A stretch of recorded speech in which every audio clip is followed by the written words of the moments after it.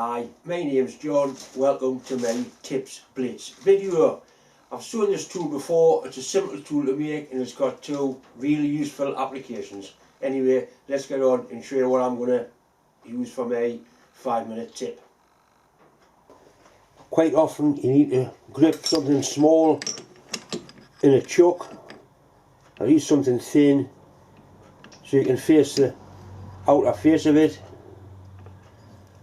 So if we grip it like that, line up as best we can.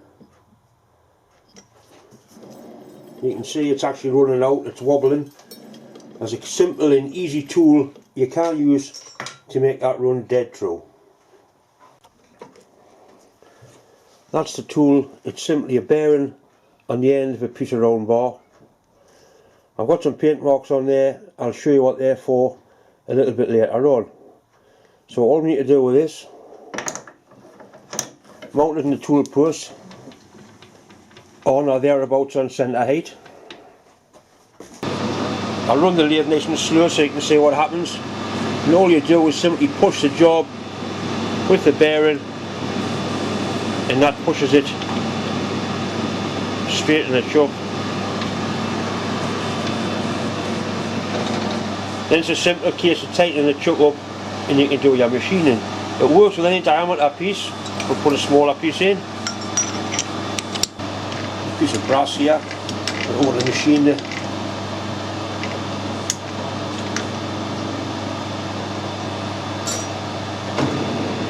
Right, you can see that's running out as well. And that pushes it nice and square.